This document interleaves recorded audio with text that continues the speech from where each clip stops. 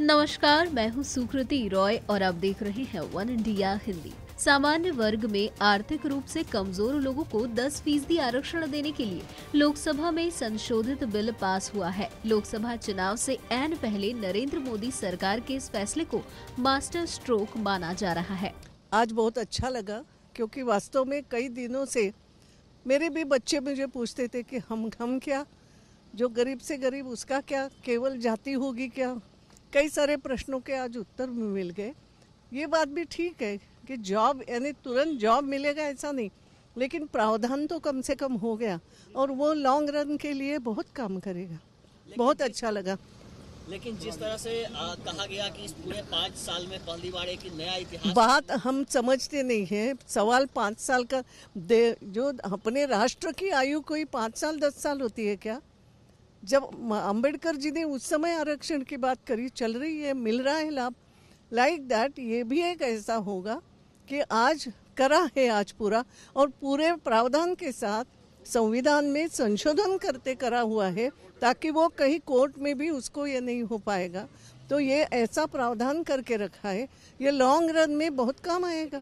अब केंद्र सरकार के सामने इस बिल को राज्यसभा में पास कराने की चुनौती है। राज्यसभा में एनडीए सरकार के पास बहुमत नहीं है। ऐसे में सरकार किस प्रकार से इस बिल को पास कराती है, ये देखना होगा। गौरतलब है कि राज्यसभा में एनडीए सरकार बहुमत से दूर है। हालांकि समाजवादी पार्टी, बहुजन समाज पार्टी समेत अन्य विपक्षी पार्टियों ने लोकसभा में जिस तरह से इस बिल का समर्थन किया है, उससे लगता है कि सरकार के लिए ये बिल राज्यसभा में आसानी से पास हो जाएगा। बता दें कि राज्यसभा में एनडीए सरकार के पास बहुमत से काफी कम आंकड़ा है। एनडीए के पक्ष में सिर्फ 90 सदस्य हैं, जिसमें बीजेपी के 73, निर्दलीय प्लस मनोनीत 7, शिवसेना के 3, अकाली दल के 3, पूर्वोत्तर की पार्टियों की 3 और आरपीआई के सांसद हैं। जबकि विपक्ष के पास 145 सांसद हैं, जिसमें से कांग्रेस के 50, टीएमसी के 13, समाजवादी पार्टी के 13, एआईएडीएमके के 13, बीजेडी के 9, टीडीपी के 6, आरजेडी के 5, सीपीएम के 5, डीएमके के 4, बीएसपी के 4, एनसीपी के 4, आम आदमी पार्टी के 3, सीपीआई के 2, जेडीएस के 1, केरल कांग्रेस के 1, आईएनएलडी के 1, आईयूएमएल के 1 निर्दलीय और 1 नामित सदस्य शामिल है। लोकसभा में 5 घंटे से भी अधिक की बहस के बाद लोकसभा में संविधान संशोधन बिल पास हुआ।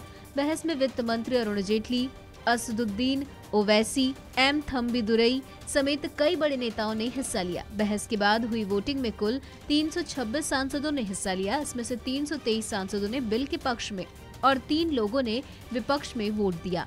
आपको बता दें कि नरेंद्र मोदी कैबिनेट ने सामान्य वर्ग में आर्थिक रूप से कमजोर लोगों को 10% आरक्षण देने का फैसला किया है। इसके तहत जिन लोगों को अभी तक आरक्षण का लाभ नहीं मिलता था, अर्थात जो अनारक्षित श्रेणी में आते थे, उन लोगों को इस फैसले का सीधा लाभ मिलेगा। ये लाभ सरकारी नौकरी और शैक्षणिक क्षेत्र में मिलेगा। फिलहाल इस वीडियो में इतना ही। ऐसी ही कई अन्य जानकारियों के लिए बने रहिए हमारे साथ।